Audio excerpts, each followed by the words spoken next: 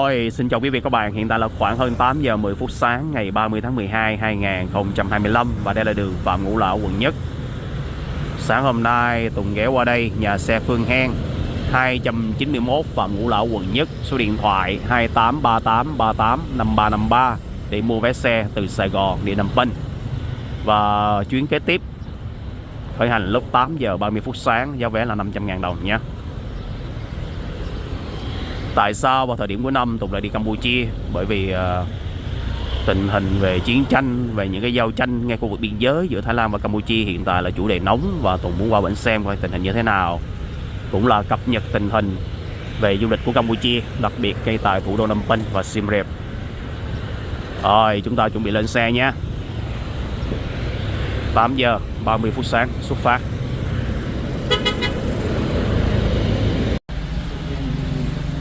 7 giờ, 8 giờ 30 phút sáng, 1 giờ trưa, 3 giờ rưỡi chiều.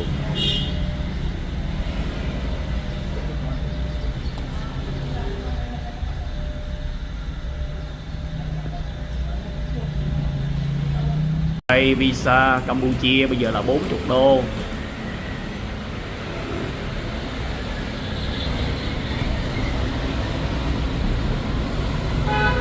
Rồi, di chuyển. Xe đến trễ 30 phút. 8 giờ 30 sáng, đáng lẽ xuất phát, bây giờ 9 giờ mới xuất phát.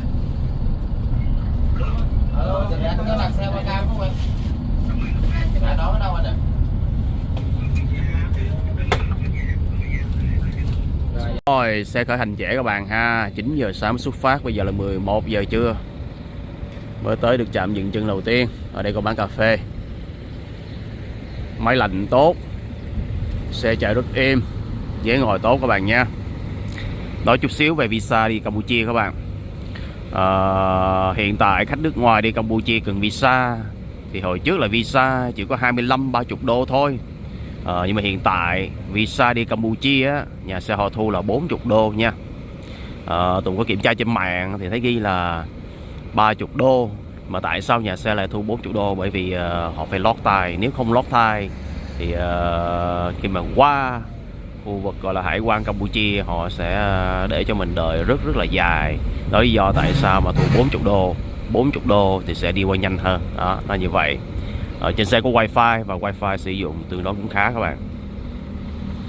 Xe dựng đây 10 phút, đi vệ sinh uống cà phê. Và trên xe này thì có tất cả là 2 khách Tây, 1 khách người Philippines, còn lại là khách Việt Nam. Và khách Việt Nam đại đa số là khách trẻ, có khoảng độ Tùng thấy nãy giờ trên xe là khoảng độ 5-6 khách Việt Nam.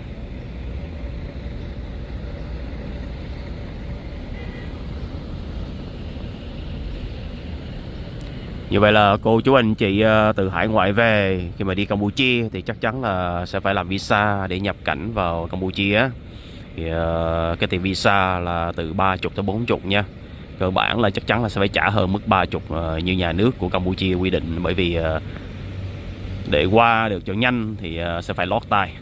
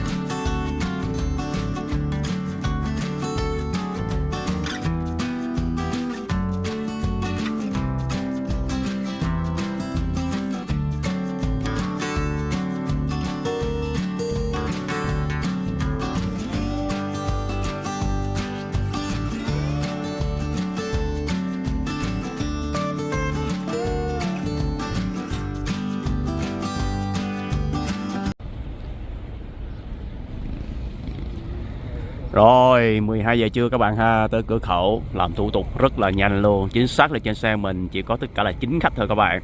Và sáng hôm nay như vậy là chúng ta thấy là lượng khách không có nhiều. Ngay trong khu vực hải quan lượng khách cũng không nhiều luôn. Và thấy rất nhiều khách Trung Quốc đi qua cửa khẩu này. Như vậy là thủ tục làm rất nhanh, trong vòng khoảng độ có 2-3 phút thôi là đi qua được rồi. Bây giờ chúng ta lên xe lại nha. Lâu rồi mới trở lại đây. Đây chính là khu vực Ba Vét ở phía trước mặt. Lên xe. Nãy tôi quên nói là cái ghế ngồi trên xe thực sự rất là bự các bạn. Có thể hạ xuống giống như một cái giường vậy đó, và nằm rất là thoải mái. Tuy nhiên là ở trên xe thì mỗi một cái ghế không có cái chỗ để cho một ly cà phê. Và hai nữa là không có sạc điện được nha, sạc điện thoại đó. Lên xe thôi. Nắng vàng rực rỡ, gió mát. Về cái hậu Campuchia thì cũng giống như khí hậu của miền Nam Việt Nam.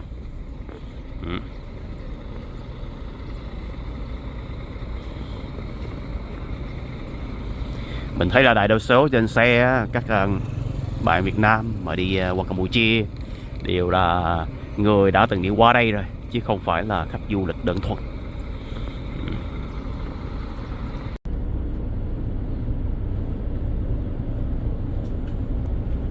Phía sau rất là trống, thoải mái ngồi luôn.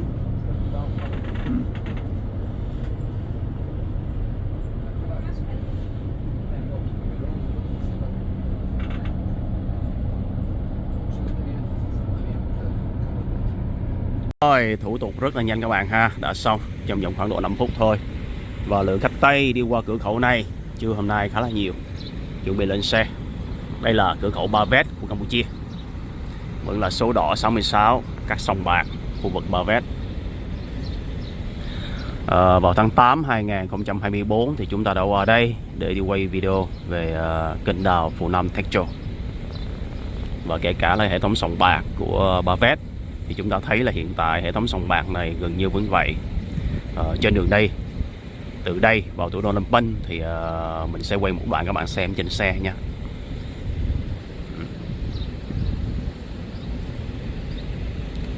Thành phố giải trí Le Macao.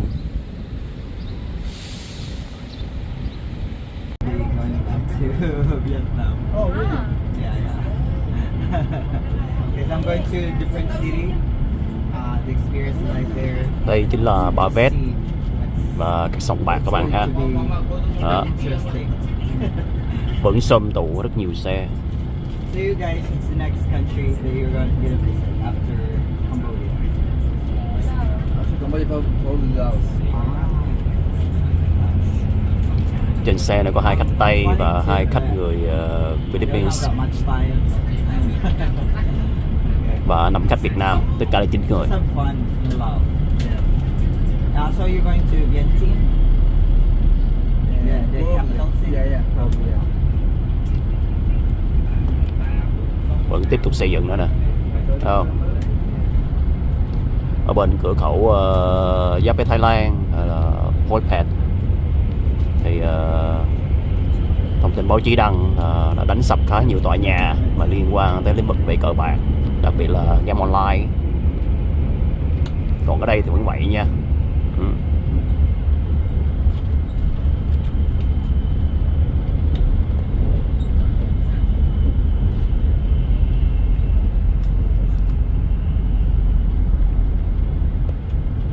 Las Vegas.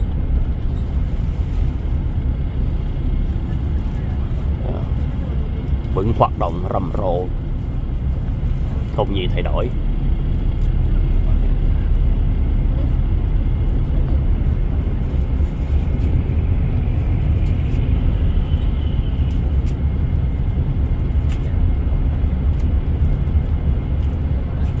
Tiếp tục xây dựng.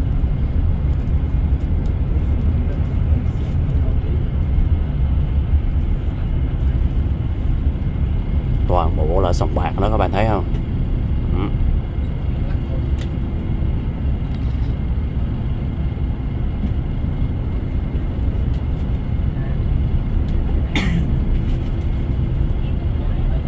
Đây là một khu vực khét tiếng của Campuchia về lĩnh vực sông bạc.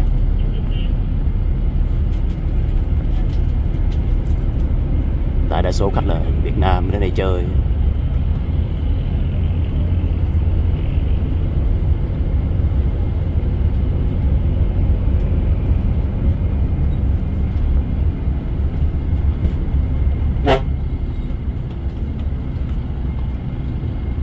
Siêu thị 88.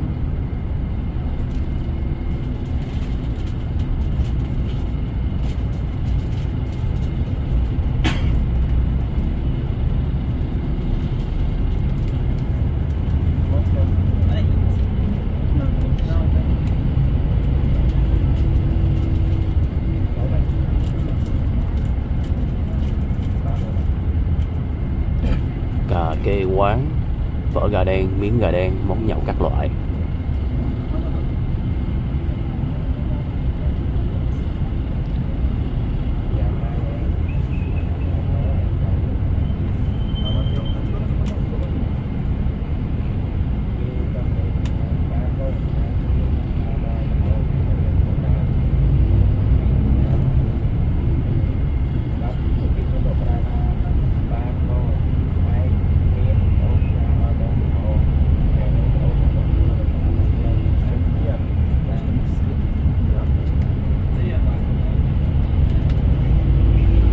Các bạn lưu ý không? Đây đa số là sử dụng tiếng Việt nha. Tiếng Việt, tiếng Trung, tiếng Khmer.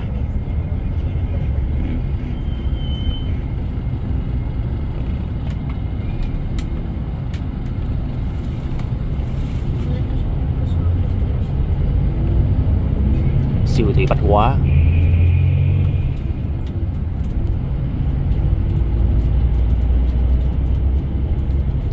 Ok Win.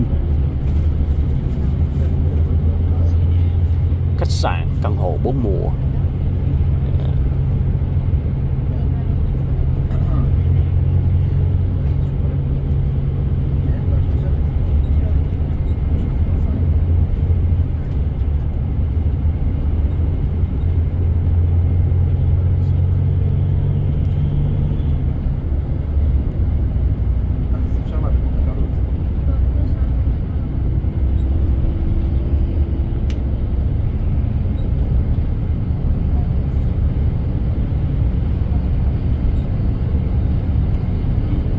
Sáu bảy tám VIP liên quan tới sòng bạc đó các bạn.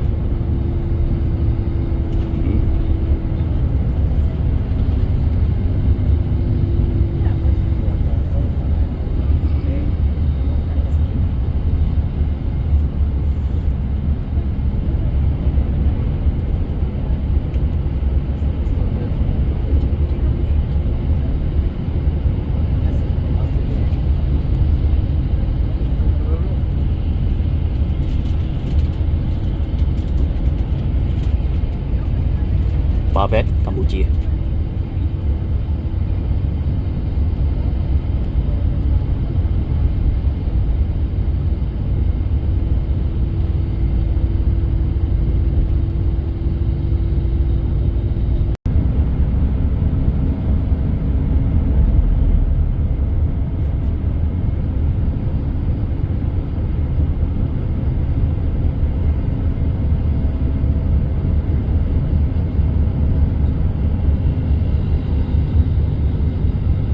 Xe chạy luôn các bạn, 2 giờ 40 phút chiều mới ghé qua đây, gọi là một trạm nghỉ nữa trước khi vào thủ đô Phnom Penh, chứ không có dừng lại ăn trưa nha. Do sáng họ đi trễ đó. Và cuối cùng vào đây không có bán thẻ SIM luôn, họ bán hết rồi đó.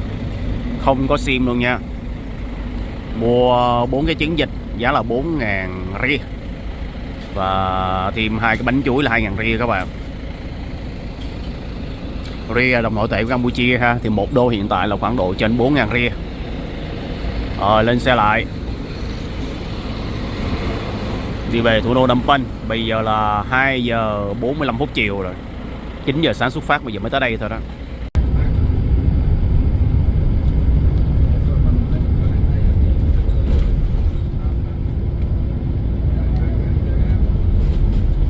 Dưới chân cầu Niết Lương,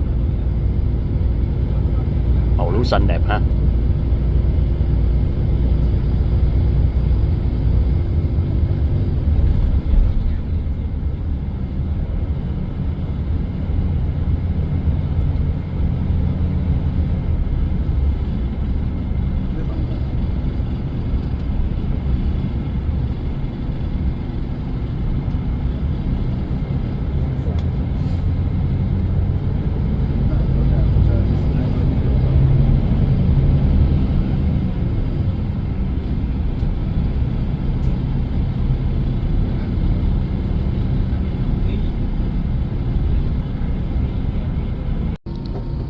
Khu vực cầu Sài Gòn 4 giờ rưỡi chiều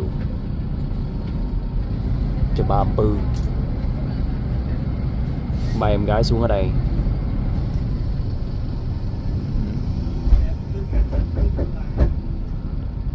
Có tài xế đến đón liền à.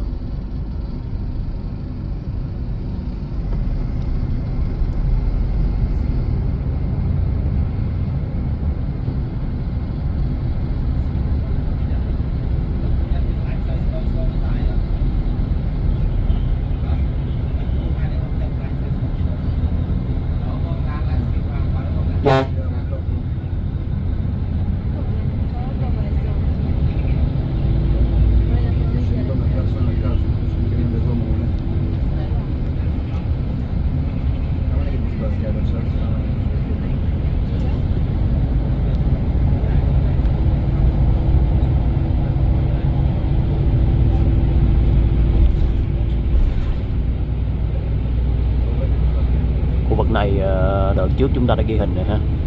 Cộng đồng người Việt Nam sống đây cũng khá là nhiều. Cầu Sài Gòn.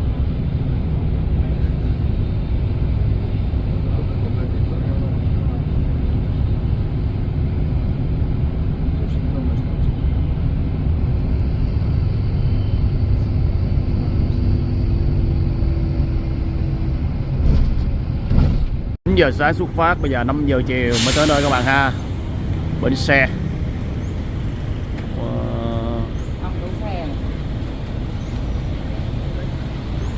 Rồi bây giờ về khách sạn ngay khu vực trung tâm.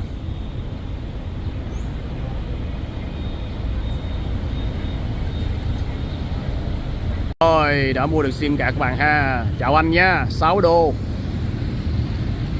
cho dạng Medphone. Trong tài khoản là có 30 GB. Các bạn lưu ý nha, 6 đô nha. Xài được 30 ngày đó. Bây giờ từ đây chúng ta sẽ về khách sạn và Tùng đã đặt xe trên Pass App. Dạng xe kéo, xe túc túc với giá là 6.100 ria. 1 đô la Mỹ đổi được hơn 4.000 ria nha. Đang đợi xe. Sẵn quay chút xíu đường xá thủ đô Phnom Penh cho quý vị xem luôn. Cơ bản là Phnom Penh vẫn bình thường. Thời tiết hiện tại khá là mát. Bây giờ là hơn 5 giờ chiều ha.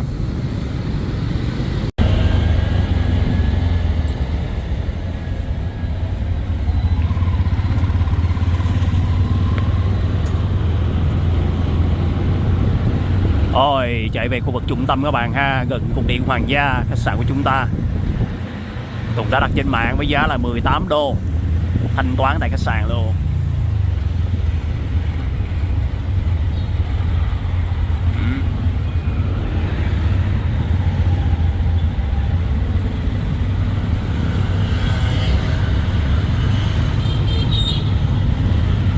Đây chính là cái app đó nè, Tùng thường xuyên nói nè. Vậy đi.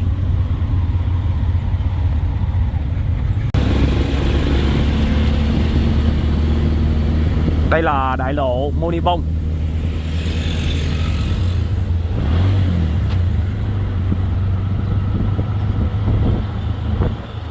Nói về Phnom Penh, thủ đô Campuchia, thì chúng ta đã ăn rất nhiều hủ tiếu Nam Vang nha. Và Tùng đã từng làm video về 3 tiệm hủ tiếu Nam Vang rất là đông, rất nổi tiếng và rất ngon ở ngay tại thủ đô này.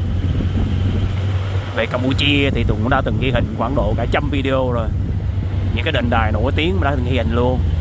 Kể cả những cái đền đài như là Prithvi Hill, rồi Kim Tự Tháp Koker, rồi Bang Meli, Angkor Wat, Bayon Ta Prom, Nik, Rikhan, rất nhiều. Xe đang chạy hơi khó ghi hình.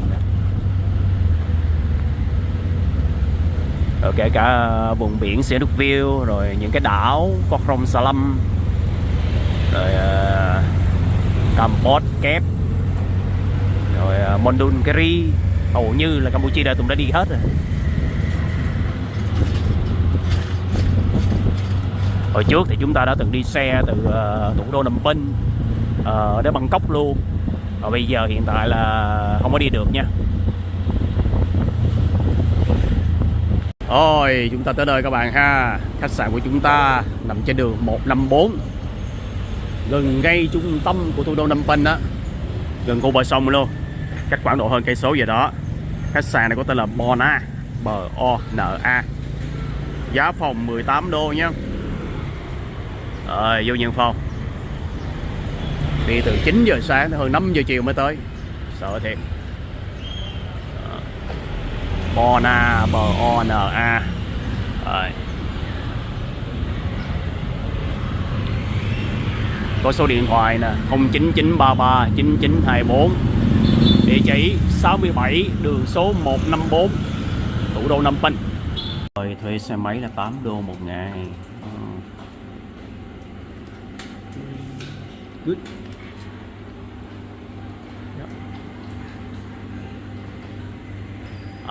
Đây của thang máy nè. Okay. Rồi chúng ta vô phòng các bạn ha. Khách sạn này có tất cả là 7 tầng. Phòng nhỏ thôi. Đó. Có 2 chai nước, đồ nấu nước, cà phê, có két sắt, một cái giường lớn, rồi cũng có tivi, một cái tủ lạnh. Lưu ý là phòng này không có cửa sổ. Thực ra thì có cửa sổ như thế này nhưng mà không mở ra được. Đó, vậy thôi. Giá phòng là 18 đô nha. Cơ bản chỉ ở một đêm.